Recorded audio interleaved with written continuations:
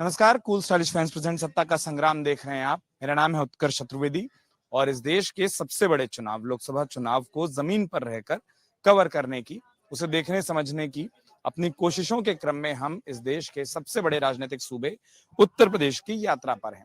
उत्तर प्रदेश में तमाम लोकसभा क्षेत्रों में हम मौजूद हैं और आज जब ये देश और ये प्रदेश अपने मतदान के तौर पर छठवें चरण में अपनी भूमिका का निर्वहन कर रहा है, छठवें चरण का मतदान कर रहा है, ठीक उस दिन हम उत्तर प्रदेश के एक महत्वपूर्ण केंद्र गोरखपुर में मौजूद हैं। गोरखपुर, जहां से मुख्यमंत्री योगी आदित्यनाथ आते हैं, कभी वो यहां से सांसद भी रहे।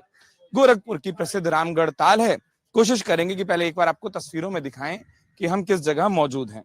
और इस रामगढ़ ताल के ठीक बगल में, जहां सुबह सुबह कई लोग टहलने आते हैं, कई लोग व्यायाम, योगा और तमाम चीजों को करने आते हैं, जब इस तरीके की खूबसूरती आपके पास हो, जब इस तरीके के नजारे आपके पास हो, उन सब के बीच में कई सारे मुद्दे होते हैं जो बड़े जरूरी हो जाते हैं, जो तमाम चीज हो जाते हैं। और इसीलिए कुछ लोग यहाँ पर मौजूद हैं। एक एक करके बात करके थोड़ा जानने समझने की कोशिश करें। साहब, क्या नाम आपका? कृष्ण प्रताप सिंह। कृष्ण जी, हम जब चालू कर रहे थे उससे पहले कुछ एक मुद्दों पर आप बात कर रहे थे, और चुनावों के दौर में अक्सर ऐसा होता है कि जब हम लोग आते हैं और तमाम लोग भी, तब मुद्दों की चर्चाएं थोड़ी ज्यादा हो जाती हैं, क्योंकि एक आम वोटर को भी लगता है कि शायद इस समय चर्चा करेंगे तो कोई ना कोई पक्ष तो सुनवाई कर लेगा। गोरखपुर के रहवासी के तौर पर, एक वोटर के तौर पर मैं ये जानना समझना चाहता हूँ, कौन जीतेगा कौन हारेगा वो सवाल नहीं है। सवाल ये है कि एक वोटर गोरखपुर में किन चीजों को देखता है, कि किन चीजों को प्राथमिकता से ठीक होना चाहिए। गोरखपुर में सबसे बड़ी समस्या जो है वो आमी नदी है। आमी नदी का पानी इतना दूषित है कि कभी उस पर न कोई सांसद का ध्यान है, न किसी विधायक का ध्यान है, न कोई ब्लॉक प्रमुख का ध्यान है। अगर कभी ये मुद्दा उठता है तो एक दिन उठता है, दूसरे दिन सब लोग अपने अपने घर झोला लेके चले जाते हैं। बस इसके आगे कुछ नहीं कहना है। जैसे आपने कहा कि नदी का मुद्दा सबसे बड़ा है और कोई उस पर बात नहीं करता, जरा थोड़ा सा समझाइए कि क्यों गोरखपुर के रहवासियों के लिए, और वो तमाम लोग जो गोरखपुर के नहीं और चर्चा को देखें, वो ये समझ सकें कि ये इतनी बड़ी समस्या क्यों है आखिर। इसलिए है कि जो गीडा का पानी है, वो गीडा का सारा पानी नदी में जाता है, और उसके लिए उसका जो ट्रीट प्लांट लगाने की जो हर फैक्ट्रियों को जो कहा गया, वो किसी कंपनी को है, कोई कार्यदायी संस्था के थ्रू, चाहे वो अपने थ्रू, वो कभी कोई भी सफल नहीं है। इसलिए जो है ये पानी ये है, और इसमें करीब, इस नदी के किनारे करीब जो है 1000 गांव बसे हुए हैं, जो जानवर पानी नहीं पी सकते, इंसान पैर नहीं धो सकता, और जितने उसमें जीव जंतु हैं सब खत्म हो गए, और सारा सील्ड नदी में आ गया। अब नदी में अगर पैर रखिए तो आप चले जाएंगे 8 फुट नीचे, आप डूब जाएंगे सील्ड में। उसकी कभी सफाई नहीं। ये मेन मुद्दा है, इसके आगे कुछ कोई मुद्दा नहीं है। बाकी जैसे मुद्दे हैं, जैसे आपने कहा, फिर क्यों होता है कि, और जो तमाम आपके जो जनप्रतिनिधि हैं, कई तो रहवासी रहे, क्यों उनको ये चीज दिखाई नहीं देती जो सीधा पानी से जुड़ी दिखाई देती है? उनको अपना स्वार्थ दिखाई देता है ना, और सीधा सीधा है, उनको अपना स्वार्थ दिखाई देता है, जनता का स्वार्थ नहीं दिखाई देता है। जनता का के हित में वो चुनाव के टाइम वो बोलते हैं, वो चुनाव के टाइम बोलते हैं कि हम आपके साथ खड़े हैं। उनको पता नहीं है कि मेरे क्षेत्र में कितने गांव है और किस गांव का रास्ता किधर से जा रहा है। सही बात है। अब चुनाव के दौर पर नेता आएंगे, अपने हिस्से की बात कहेंगे, और जो जैसा आप कह रहे हैं कि जनता के हिस्से की बात नहीं हो पाती है। हाँ, तो सांसद और विधायक और ब्लॉक प्रमुख वो होना चाहिए कि जिसको मेड़ डांड गांव का रास्ता मालूम हो,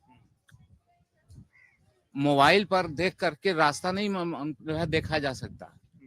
बस एक एक करके। क्या नाम साहब आपका? राकेश मिश्रा। राकेश जी, आज तो एक जिम्मेदारी निभाएंगे आप। हमको इसी चर्चा से पहले कह रहे थे छठवें चरण का मतदान है और मतदान भी खूब करना है। मतदान करना है। गोरखपुर में हैं आप, थोड़ा सा इलाके के बारे में बताइए कि आपको क्या लगता है, क्या चीज बेहतर है और क्या चीज कम है, अभी भी कौन सी ऐसी चीजें जिसमें सुधार की जरूरत है और कौन सी चीजें हैं जो बहुत अच्छी हैं। अच्छी के सेंस में अगर देखा जाए तो डिफेंस सिस्टम बहुत अच्छा जा रहा है, सिक्योरिटी सेफ्टी भी बहुत अच्छी है, सफाई भी अच्छा चल रहा है, विकास बहुत तेजी से हो रहा है, इसमें कोई बट नहीं है। लेकिन ये शहर में विकास, शहर के इधर उधर तो चारों तरफ दिखाई दे रहा है, लेकिन जो दक्षिण की तरफ विशेष करके देखा जाए, खजनी, हरनई के पश्चिम, वो भी गोरखपुर संसदीय क्षेत्र में ही आता है। लेकिन वहां कहानी ये है कि वहां न विधायक ध्यान देते हैं, न वहां एमपी ध्यान देते हैं। रोड टूटे फूटे इतनी खराब कंडीशन में, अगर हरनई के पश्चिम आप जाएंगे तो आपको लगेगा कि हम कहाँ आ गए, क्योंकि लगता है कि वो महाराज जी के एजेंडे में क्यों नहीं है। उसे उसके साथ सौतेला व्यवहार यह अपने आप में एक प्रश्न चिन्ह खड़ा करता है कि जिस तरह से विकास इस शहर का हो रहा है, शहर के अगर देखा जाए उत्तर पश्चिम पूरब, लेकिन दक्षिण साइड ध्यान क्यों नहीं है। वहां एमपी एमएलए क्या कर रहे हैं। आमी नदी का भाई साहब ने उठाया, आमी नदी का पानी देखते ही मतलब ये सोचने वाली बात होती है कि यहाँ की 75% जो जनसंख्या है गांव में निवास करती है, और गांव की नदी के किनारे बसे हुए हैं। नदी इतना अगर प्रदूषित है तो डेफिनेटली वह अफेक्ट कर रही है। दूसरा, जो गांव एक तरीके से देखा जाए पर्यावरण पॉइंट ऑफ व्यू से अच्छा होना चाहिए, अच्छा है भी, तो कहीं भट्ठा का धुआं अफेक्ट कर रहा है। दूसरा सबसे बड़ी बात है, वहां जानवर हैं, अब वो पानी ही उनको नहीं मिल पा रहा है। गर्मी में कंडीशन देखिए, जल प्रदूषण कितना तेजी से फैल रहा है।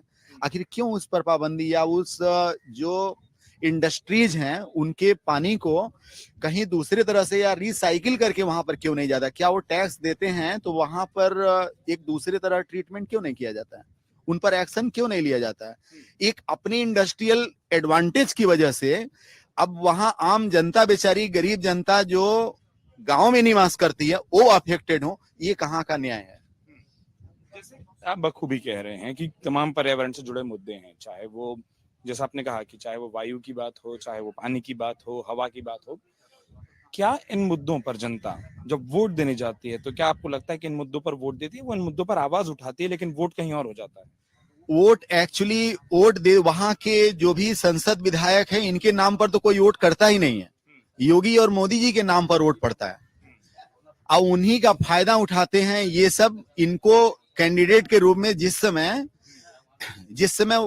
समय किसी नेता को दिया जाता है, टिकट दिया जाता है, तो ये विचार करके देना चाहिए, वहां से रिव्यू लेना चाहिए एक ग्राउंड स्तर पर अपने लोगों। जैसे बीजेपी अगर है तो आरएसएस जमीन से जुड़ी हुई है, आरएसएस की बहुत सारी संस्थाएं हैं, वहां से रिव्यू लेकर के इन सबको वोट देना चाहिए। बस केवल यह योगी और मोदी जी के नाम पर जीतते हैं, ये पब्लिक के बीच में जाए तो खाली जूता खाएंगे, उस लायक ये है ही नहीं कि इनको वोट दिया जाए। गाली देकर हम लोग वोट करते हैं। ऐसी क्या मजबूरी हो जाती है जैसे मजबूरी ये हो जाती है कि उसके कॉम्परेटिवली दूसरी कोई पार्टी समझ में नहीं आती है, न तो डिफेंस के क्षेत्र में, न तो डेवलपमेंट के क्षेत्र में। अगर एक दिखती है सशक्त तो मोदी और योगी दिखते हैं, जिन्हें देश से लेकर के, जनता से लेकर के, मतलब उसमें बेटर कौन है, तो बेटर में एक बीजेपी नजर आती है। लेकिन बीजेपी को जब इतनी बड़ी पार्टी है तो उससे इतनी ज्यादा उम्मीदें हमारी जुड़ी हुई हैं, और जब उम्मीदें जुड़ी हुई है, उम्मीदों पर खरा उतरने के लिए ये रिक्वायर्ड क्या है कि जब इतनी बड़ी संस्था वह चुनाव के लिए इतना अच्छा वर्क करती है, उसके पास आरएसएस जैसे देशभक्ति संगठन है, और उसको उससे रिव्यू लेकर के एक जो भी रिप्रेजेंटेटिव हैं उनको टिकट देना चाहिए, न कि जाति के नाम पर या धर्म के नाम पर हमको देना चाहिए। और जैसा आपने कहा कि मोटा मोटा फिर ये समझ आता है कि वोटर फिर या तो लखनऊ या दिल्ली वहां पर चेहरा देखता है और वोट उस पर करता है। डेफिनेटली उसी बेस पर वोट किया जाता है। हम लोग तो गाली दे करके वोट देते हैं, योगी और मोदी के नाम पर वोट देते हैं, क्योंकि ये सब जो रिप्रेजेंटेटिव हैं बीजेपी के, चाहे वो विधायक हो चाहे सांसद, एकदम निकम्मा है, कोई काम धाम नहीं है। बस ये है कि मुख्यमंत्री के नाम पर सारा डेवलपमेंट हो रहा है और उसका क्रेडिट लेते हैं। सारा पैसा कहां जाता है, विधायक निधि हुआ, सांसद निधि हुआ, इसका जांच होना चाहिए। ईडी इन सब के ऊपर क्यों नहीं है, इन सांसद विधायकों के ऊपर? ये मुख्यमंत्री फंड से काम हो रहा है कि विधायक और एमपी के फंड से काम हो रहा है? ये सारा पैसा जो भी दिया जा रहा है पब्लिक का पैसा है। एक माचिस भी खरीदते हैं तो टैक्स का पैसा है। आज कॉपी किताब पर भी टैक्स लग रहा है। टैक्स ले रहा हो कोई बात नहीं, लेकिन डेवलपमेंट कहां है? क्या ये न्याय है? जनता को खुद ये पूछना चाहिए, अवेयरनेस क्रिएट होना चाहिए कि जब ये पहुंचते हैं तो इनके साथ वह व्यवहार करना चाहिए कि जो एक समाज में आईना बन सके। साहब एक चीज और, जैसे मैं इनसे एक सवाल पूछ रहा था कि जैसे मुद्दों की बात उठी, उन्होंने भी एक मुद्दा उठाया और उन्होंने उस मुद्दे को और आगे ले जाकर उन्होंने बोला कि कई ऐसे इलाके हैं जो बिल्कुल विकास से कोसों दूर हैं, जहां पर दिक्कतें हैं। फिर मैं उनसे एक चीज समझ रहा था, अब उन्होंने तो उसको बड़ी साफ तरीके से समझा, वही मैं आपसे पूछता हूँ कि जनता जब अपने हिस्से के मुद्दों की बात करती है और नेता उस पर नहीं करता, जिस दिन वोट का दिन आता है फिर इंसान क्या सोचता है? जब उसके हिस्सों की बात नहीं होती तो वोट देने का आधार क्या बनता है? देखिए, वोट देने का आधार केवल ये चीज रहता है कि लोगों का ये मौलिक अधिकार है कि ये जो है कि 5 साल के बाद ये मुझे मौका मिला है और मैं इसको दूं, ठीक है। अब चूंकि प्रेजेंट टाइम में जो बीजेपी जो आपकी जो सरकार है, बीजेपी की सरकार है, जो 10 साल से सुरक्षा व्यवस्था दे रही है, सारी व्यवस्थाएं वो उपलब्ध करवा रही हैं, इस बूते पर दे रहे हैं। अगर गोरखपुर में कोई सांसद, कोई विधायक, कोई किसी भी क्षेत्र का, या ये कहिए कि पूर्वांचल के क्षेत्र का, तो उस पर जो है केवल हम योगी जी के दम पर देते हैं वोट, उसको उनकी क्रेडिट का वोट ये फायदा उठाते हैं, ना कि वो अपनी क्रेडिट का फायदा उठाते हैं। हाँ, मतलब आप वही, जैसा उन्होंने भी कहा कि लखनऊ या दिल्ली, वहां के चेहरे और उनके चेहरों के नाम पर पूरा वोट हो रहा है। पूरा वोट हो रहा है, इसमें कोई दूसरा वो नहीं है। क्या नाम आपका? No review. ठीक है, कोई बात नहीं जी। इतना सौतेला व्यवहार हो रहा है। अगर खजनी के आप पश्चिम साइड में चले जाएंगे, विशेष करके हरनही के पश्चिम में, तो आपकी जो गाड़ी है सीधे नीचे चली जाएगी। इतना उबड़ खाबड़, इतना खराब रास्ता है। अगर खजनी के, हरनही के अगर पश्चिम साइड में अगर आप देखते हैं, या महादेवा बाजार के अगर पश्चिम साइड में आप जाएंगे, दुगरा चौराहा या रकौली या खजुरी सिसमा, इतना खराब रास्ता महाराज जी के वह एजेंडे में आखिर क्यों नहीं है? यहाँ सांसद विधायक इतना निकम्मा होकर के कैसे बैठे हुए हैं? लाखों लोगों का एक रिप्रेजेंटेटिव होता है जो सांसद और विधायक होता है, तो ये सांसद विधायक इतना निकम्मा बनकर के काम क्यों कर रहे हैं? अगर हमारा विश्वास योगी में है, मोदी में है, और इतना बड़ा आरएसएस संगठन जो देशभक्ति से जुड़ा हुआ है और इनको सपोर्ट किया हुआ है, तो आखिर उनके रिव्यू को क्यों नहीं लिया जाता है? क्या नाम आपका? सुबह सुबह टहलने आए थे? शैलेंद्र कुमार पांडे हमारा नाम है। चलें जी, हम थोड़ा सा लोगों से पूछ रहे थे कि चुनावों के दौर में गोरखपुर के रहवासी के तौर पर गोरखपुर के लोगों का अपना हिस्से का मुद्दा क्या है? जी ठीक है, योगी जी ठीक काम कर रहे हैं उत्तर प्रदेश में।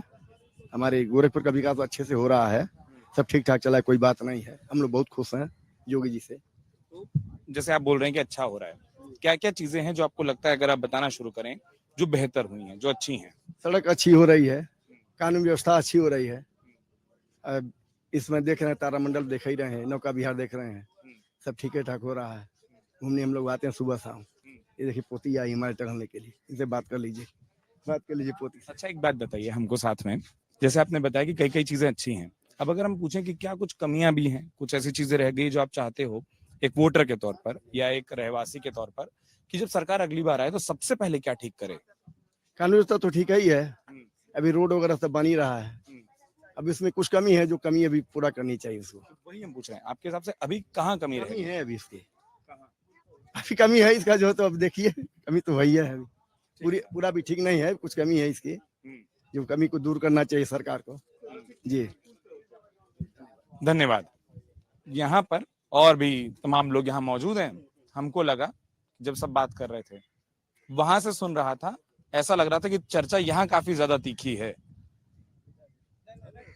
ठीक जगह, वो भी वही बोल रहे हैं, ठीक जगह है। क्या नाम साहब आपका?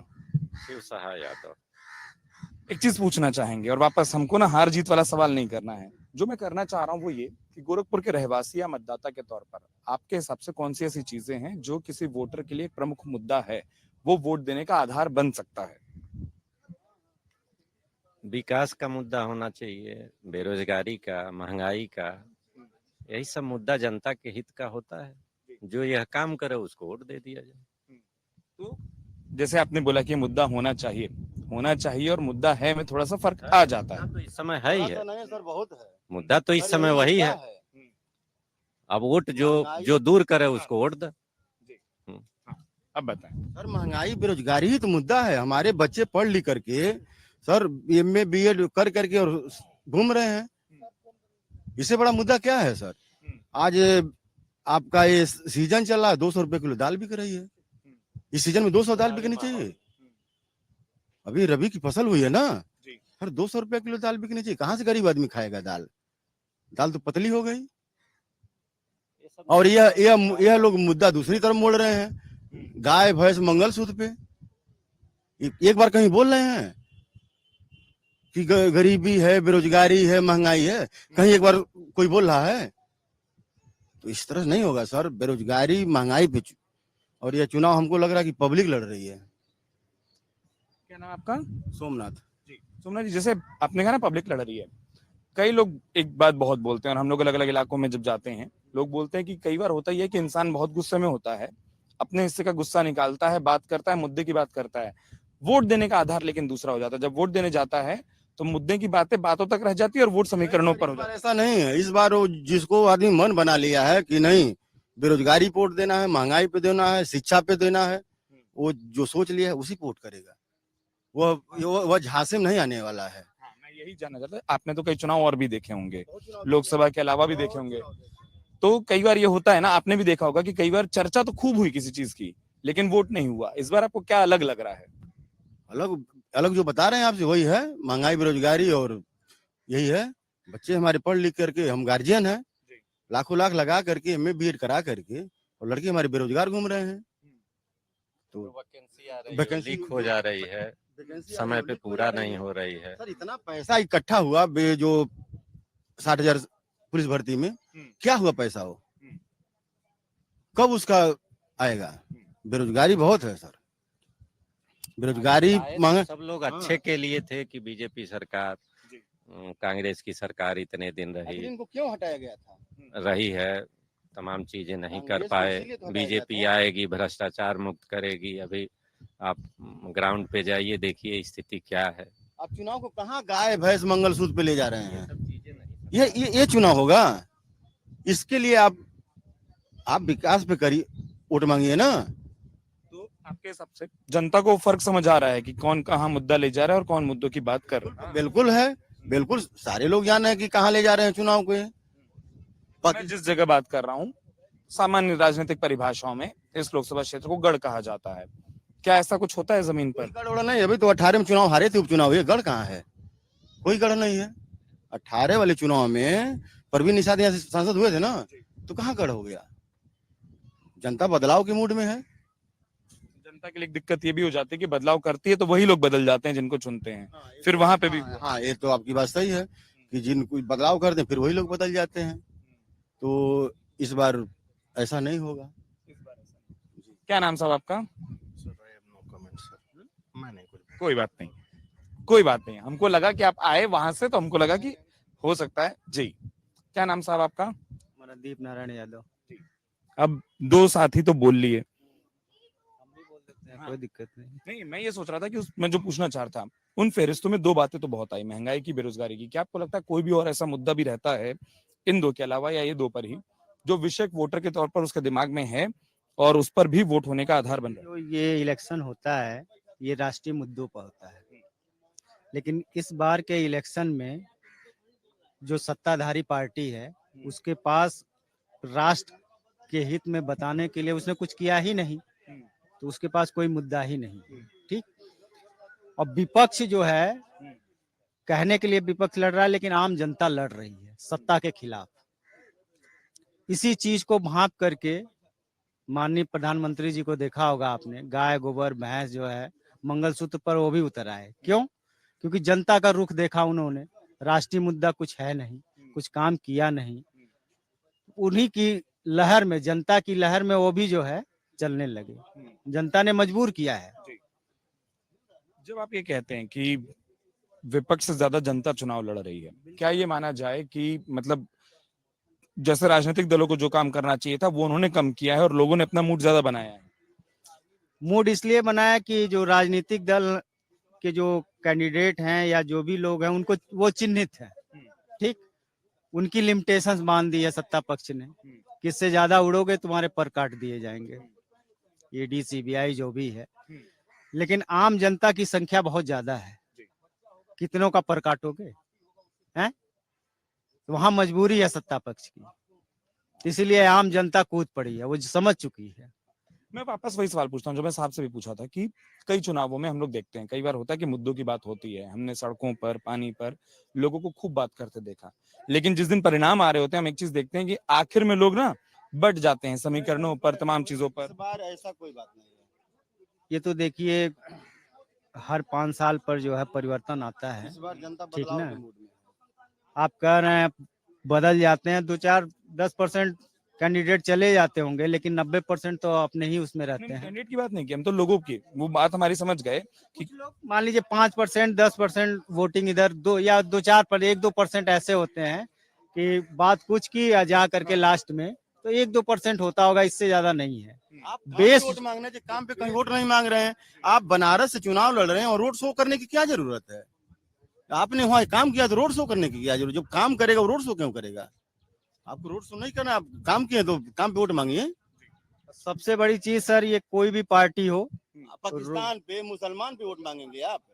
रोड शो बंद होना चाहिए। किसी का भी। किसी भी पार्टी का एकदम बंद होना चाहिए। इससे आम जनता को बहुत परेशानी है, बहुत ज्यादा अनर्गल खर्चा है ये, ठीक, और बहुत ही वाहियात काम होते हैं। एकदम कंप्लीटली इस पर रोक लगानी चाहिए, रोड शो पर पूरे देश में। इधर अगर, हाँ, किन की तरफ आप इशारा कर रहे हैं जी? अब देखिए, सब कोई ये होता है कई बार कि दोस्त सुबह सुबह फंसा भी देता है कि हाँ उधर चले जाइए। क्या नाम हुआ? ध्रुव जी। वही सवाल सबसे जो हम पूछ रहे हैं कि गोरखपुर के मतदाता रहवासी के तौर पर कौन सा ऐसा मुद्दा है जो आपके लिए सबसे बड़ी प्राथमिकता है?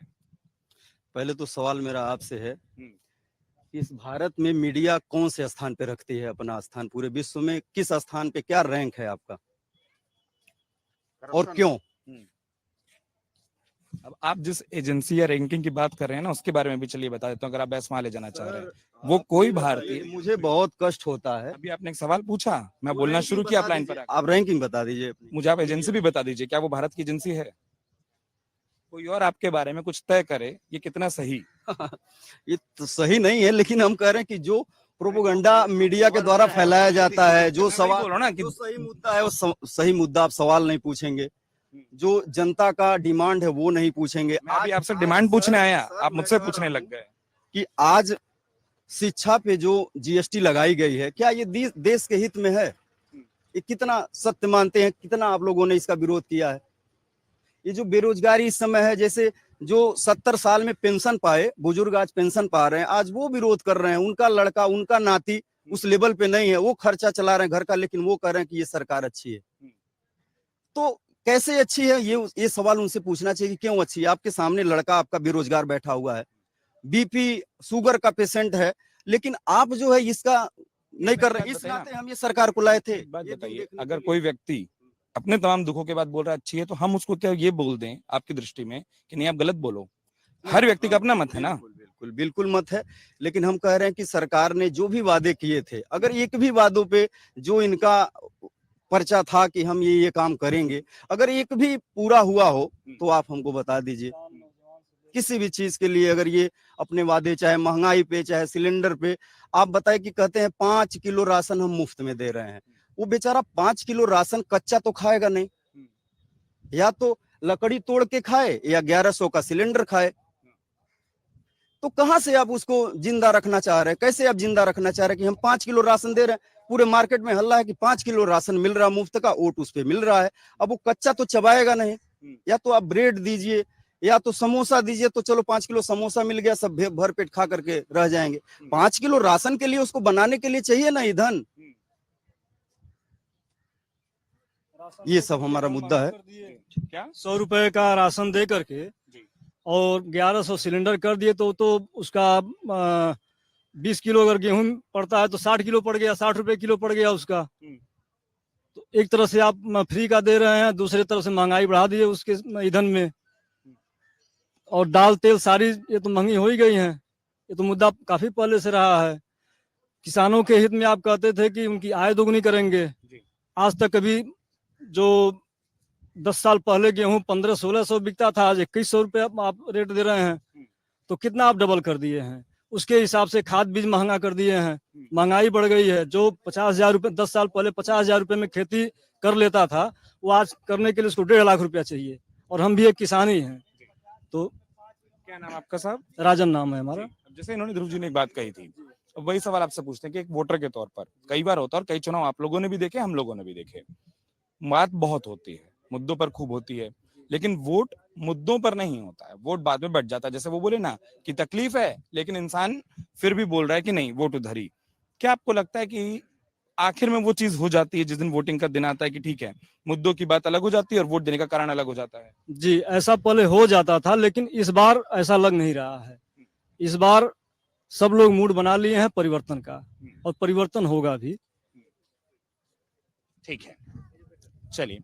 साहब एक चीज मैं आपसे पूछूं, बड़े ध्यान से बगल में सुना आपने, आपका नाम? प्रदीप। प्रदीप जी, वही वाली बात है मोटा मोटा कि वोट देने का आधार क्या है? वोट देने के लिए एक मतदाता के तौर पर, वोटर के तौर पर जब आप वोट देने जाएंगे किन चीजों को ध्यान में रखेंगे? वोट देते समय तो पहले जो करंट सिचुएशन देश का है उस पर ध्यान देना पड़ेगा, सबसे बड़ी बात है। जैसे मेरे लिए तो इम्पोर्टेंट ये है कि जैसे बच्चा पढ़ रहा है, अब पेपर लीक हो जा रहा है, इससे बड़ा दुर्भाग्य मेरे लिए क्या अब है? अब 28 साल का 29 साल का हो गया लड़का, अगले साल पता लगा कि वो पार हो जाएगा। वही सबको जो करंट में सिचुएशन बन रहा है उसी पे डिसाइड होता है। जैसे पिछले सरकार में करप्शन होता था तो हमने चेंज कर दिया, तो इसमें अगर मुझे दिक्कत है मैं भी चेंज कर दूंगा।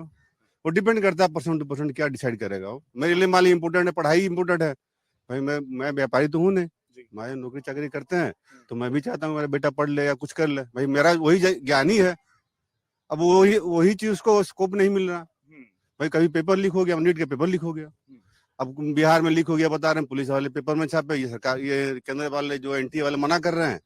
तो इसमें किसको सही माने किसको गलत? कोई जो देश के जो पावरफुल आदमी है जिसको हम विश्वास करते हैं वो कोई एक स्टेटमेंट भी नहीं दे रहे हैं कि हाँ ये गलत हुआ था कि सही हुआ था। अगर गलत है पुलिस वाले दोषी हैं उनको पकड़ा जाए, अगर सही हुआ तो भाई परीक्षा के बारे में कुछ किया जाना चाहिए था।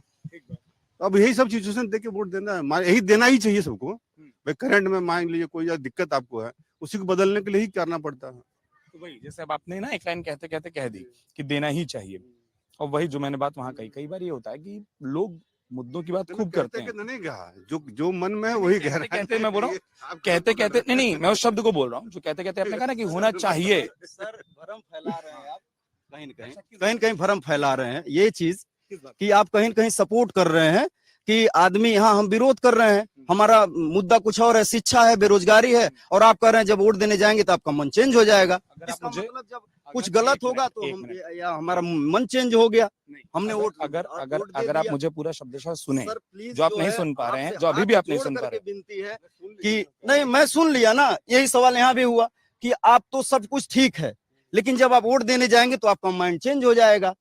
ये शब्द मैंने नहीं कहा। अरे मैं बोल रहा हूँ, मैं कह रहा हूँ सर कि नहीं होगा। बोल रहा हूँ कि ये शब्द एक मिनट आप झेल रहे हैं सर तो क्या चेंज हो जाएगा? आप नहीं सुनना चाह रहे हैं, सवाल गलत कभी नहीं सुनना चाह रहे हैं सर, आप नहीं सुनना चाह रहे हैं। मैं बहुत ईमानदारी से नहीं है, फिर मैं वापस बोल रहा हूँ, आप और मैं दोनों कैमरे पर हैं, ये भी दिख रहा है कि मैं एक लाइन नहीं बोल पाया और आप बोले जा रहे हैं। सर वही सवाल आप इधर किए, वही सवाल आप मुझसे किए, वही सवाल आप ये कर रहे हैं। आपका सब कुछ ठीक है, आप जो विरोध कर रहे हैं सब सही है, लेकिन क्या आप जब बूथ में जाएंगे, ईवीएम के सामने जाएंगे, बटन आप दूसरा तो नहीं दबा देंगे? नाटकीयता से मैंने कोई सवाल नहीं किया, इन शब्दों के प्रयोग के साथ सवाल नहीं किया। मैं वही बोल रहा हूँ, मेरे से ज्यादा तो आप मोड़ रहे हैं, मेरे से ज्यादा आप मोड़ रहे हैं।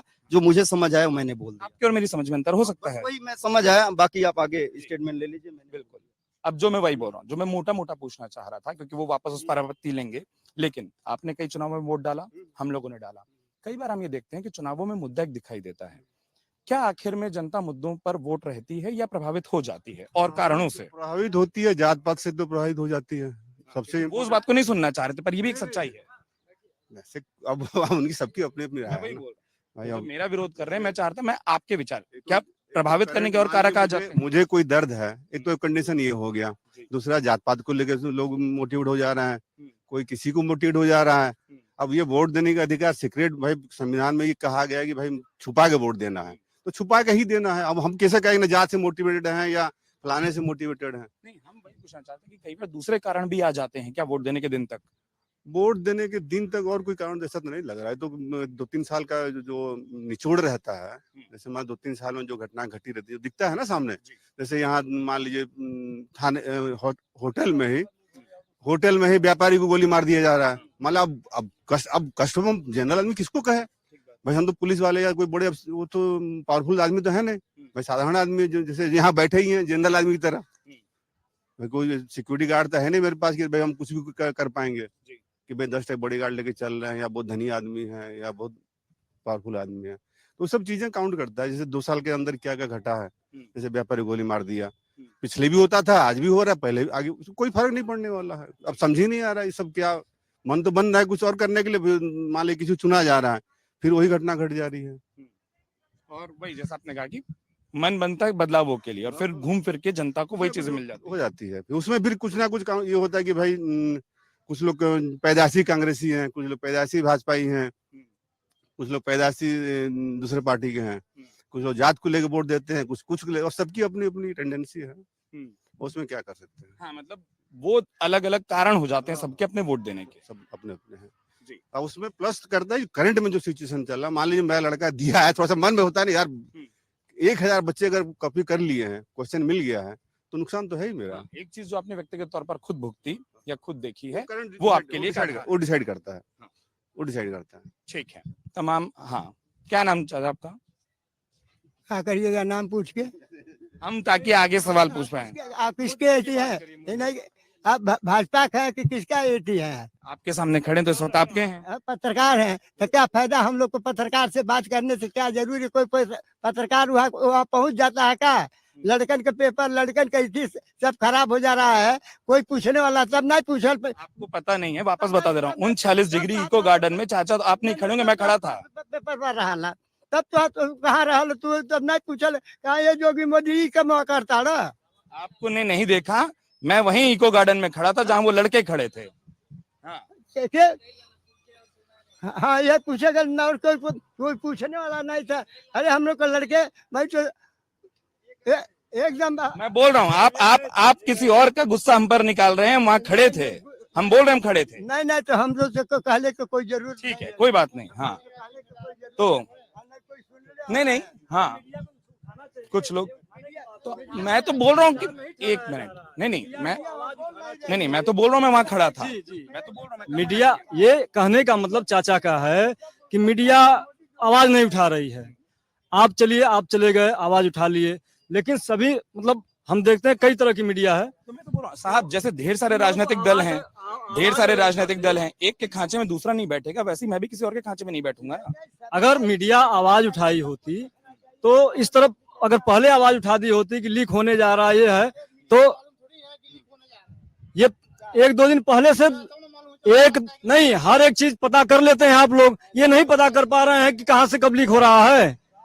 लीक होने के बाद ही तो कोई चीज पता चलेगी लीक हुई है। एक मिनट, अगर ये सरकार आई थी नौजवानों के, 4 साल का वो अग्निवीर भर्ती दे दी, इसके बाद एक बार हमको लग रहा अगर आ गई, आना तो है नहीं, आना है नहीं, अगर आ गई तो हमको लग रहा है सारी भर्तियां 4 से 5 साल की हो जाएंगी और ठेके की हो जाएंगी। तो इनका उद्देश्य यही है। इस नाते हम लोग परिवर्तन चाह रहे हैं। जो हमको सरकारी 30 लाख भर्ती खाली पड़ी है, जो हमको वादा किया है देने के लिए, हम उसको ले आएंगे। अगर वो नहीं दे पाएगा तो उसको बदलेंगे। परिवर्तन हमारा लाने का नियम है, हम लोग परिवर्तन लाएंगे। ठीक है, वहां कुछ लोग, वहां से शुरू करें, आप ये इशारा कर रहे हैं जी। क्या नाम आपका? पवन मिश्रा। पवन जी, अब ढेर सारी बातें, ढेर सारे मुद्दे अपने अपने हैं, वोटर के तौर पर आपके हिस्से का मुद्दा क्या है? मुद्दा जो है कि ये जो युवाओं के लिए है कि पेपर लीक हो जा रहा है, इस मुद्दे पे उनको गहन जांच कर पे इस पे विस्तृत रिपोर्ट दे के उस पे कार्रवाई करनी चाहिए। बाकी जो मुद्दा है कि भारत को वैश्विक स्थान में पहुंचाने का जो कार्य किया जा रहा है और मतलब युवाओं को आगे बढ़ाने का कार्य मोदी सरकार कर रही है, उस पे जोरों शोरों से काम करे। जैसे अभी शिक्षा नीति बदल के अपना प्रोत्साहन दे रही है कि मतलब पढ़ाई से हट के भी आप अपना रोजगार शुरू कर सकते हैं, और मुद्रा लोन इस तरह का आदि कई तरह से लोन दे के भी वो युवाओं को बढ़ाने का कार्य कर रही है। क्या नाम? रवि पांडे। रवि, किस चीज को सोचकर वोट करोगे? मतलब आप जब वोट देने जाओगे, सबसे बड़ा कारण क्या है? किसको करोगे वो नहीं पूछ रहा, क्या सोचकर करोगे? देश की स्थिति जो काफी हद तक सुधर गई, अच्छा नाम, एससी वैश्वीकरण, ये सारी मुद्दों को देख के उसी पे वोट किया जाएगा। क्योंकि जो चुनाव हो रहा है प्रधानमंत्री जी के लिए हो रहा है, पहला तो यही है कि हम देश के प्रधानमंत्री यहाँ पे चुन रहे हैं। तो मेरा जो मुद्दा रहेगा बेसिकली यही रहेगा कि हमारे देश का नाम किस लेवल पे चल रहा है। बाकी चीजें इंटरनल है, वो सब चलती रहेंगी। बाकी यहाँ के लिए अगर बात करें तो सांसद जी हैं, हमेशा हम लोग के बीच में रहे हैं, रवि किशन जी, तो ये सोच के करेंगे, कोई बाहर के आदमी नहीं है। अगर छोटे छोटे काम भी पड़ जाए तो हमेशा वहाँ पे खड़े रहते हैं। तो इसीलिए हमारा वोट जो रहेगा वो भाजपा को ही जाएगा। यही सवाल आपसे भी कि क्या कारण होगा वोट देने का? मेरे वोट देने का कारण जो है वो सारी परिस्थितियों को देखते हुए, अगर जो चूंकि मुझे अपना प्रतिनिधि चुनना है अपने क्षेत्र का, तो मेरे क्षेत्र का प्रतिनिधि जो है मेरा सांसद होगा, उसकी व्यक्तिगत छवि क्या है और वो हमारे मुद्दों को लेके मुखर है कि नहीं है, या सिर्फ वो रटी रटाई भाषा बोलते हैं, या फिर उन मुद्दों को लेके है कि देश स्तर पे जैसे कि कहा जा सकता है। तो उसमें भी अपनी अपनी, जैसे कि बताया आपने, अपनी अपनी विचारधाराएं हैं और अपनी अपनी समझ है। तो मेरे समझ से इस बार के चुनाव में ये चीजें उलझन में डाल दे रही हैं। कुछ चीजें हैं जो अच्छी लगती हैं, कुछ चीजें जो हैं जो वो उलझन में, बिल्कुल ही उलझन में डाली हुई हैं कि हाँ किसके साथ आदमी मुखर होके आगे बढ़े। जी। क्या नाम आपका? प्रिंस नाम है मेरा। प्रिंस, जैसे अभी आपने बोला ना कि कुछ चीजें उलझा देती है, तो आखिर में जब इतनी चीजों से आप उलझ गए, अलग अलग तर्कों को, अलग अलग चीजों को सुनकर, तो फिर क्या होता है जब वोट देने दिन जाते हो? क्या चीज है जो अंत में भारी पड़ती है?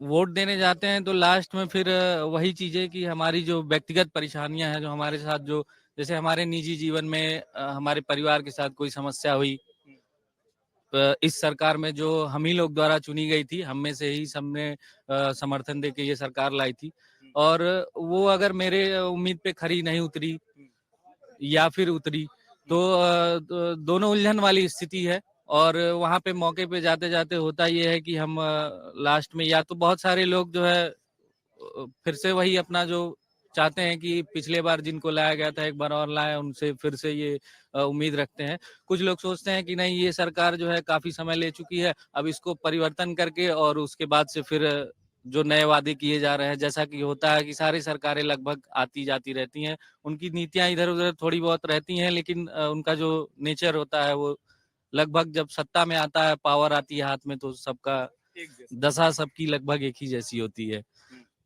तो बहुत उलझन भरी स्थिति है। बहुत उलझन भरी स्थिति है, ठीक है, लेकिन 7वें चरण तक वक्त है। मुझे लगता है स्मार्ट वोटर के तौर पर आप लोग आखिर में तो तय कर ही लेंगे क्या करना है। क्या नाम साहब? बलराम। जी। अब ये जैसे इन्होंने कहा ना कि इतनी सारी चीजें सुन रहे हैं कि कंफ्यूज बहुत हैं, हर पक्ष के अपने दावे हैं, हर पक्ष के अपने मुद्दे हैं, फिर चुनता कैसे है वोटर? अब हम लोग महंगाई, बेरोजगारी और शिक्षा, ये बच्चों का भविष्य देख करके चुनेंगे। ये चीजें आधार है आपके वोट डालने। हाँ। क्या नाम आपका? जी, मेरा नाम सुमित राय है। मोटा मोटा सुमित, में सबसे भी ये भी एक ही सवाल पूछ रहा हूँ कि क्या मूड है गोरखपुर में, किन मुद्दों के आधार पर वोट देने का मूड बन रहा है?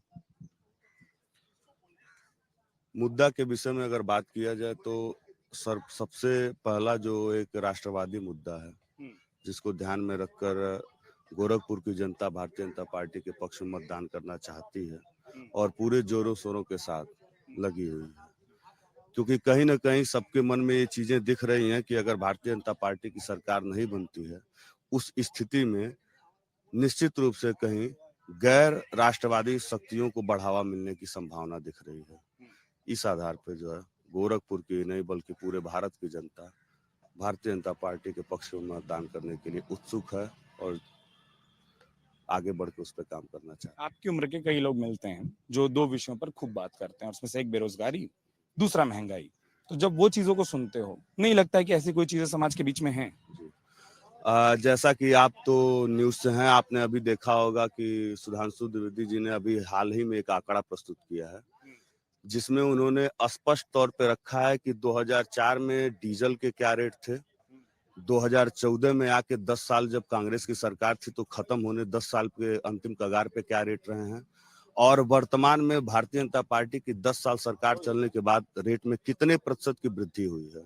उस आधार पे अगर देखा जाए तो लगभग 22-23 रुपए लीटर पेट्रोल या डीजल, मैंने पूरा, मुझे आंकड़ा एग्जैक्ट याद नहीं है, लेकिन जैसा कि आप जान ही रहे होंगे, न्यूज में चला था ये, तो 22-23 रुपए लीटर लगभग डीजल है, उस समय 2004 में था। और जब इनकी सरकार आई तो 2014 में स्थिति ये था कि 45-46 रुपए लीटर डीजल हो गया था। ये आप परसेंटेज देख लीजिए, और वर्तमान में 86 रुपए लीटर है। तो 10 साल पहले 45 रुपए था और आज 86 रुपए है, और उसके पहले 22 रुपए था।